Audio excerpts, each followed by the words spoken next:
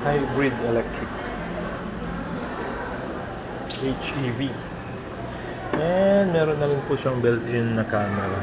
I don't know kung extra po ito or option or built-in.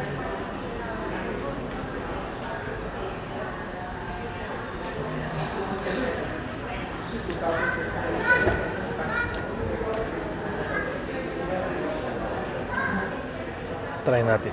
Sakyan. Wow! Very comfortable.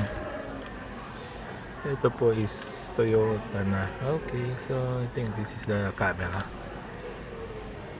And malaki na po yung infotainment niya. Parang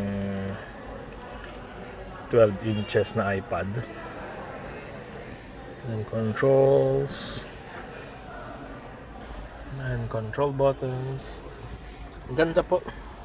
And parking brakes po niya is electronic na. And parang may charger po doon. Wireless charging. Okay. So ito po ang nagiging challenge ngayon ng mga new design. Nakita ko rin po itong issue na to sa Suzuki yata po yun. So masyadong mababa na yung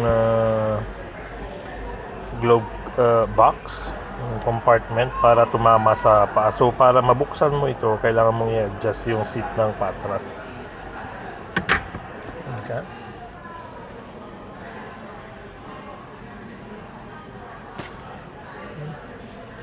So door. Okay. Okay. Ito ang ating Toyota Cross. Ganda po yung feel ng steering wheel. Ganda. And soft po.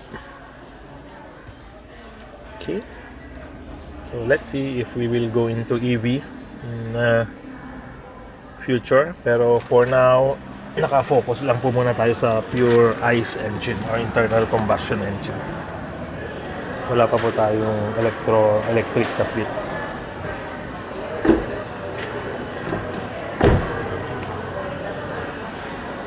Ito natin kung mabuksan yung likod.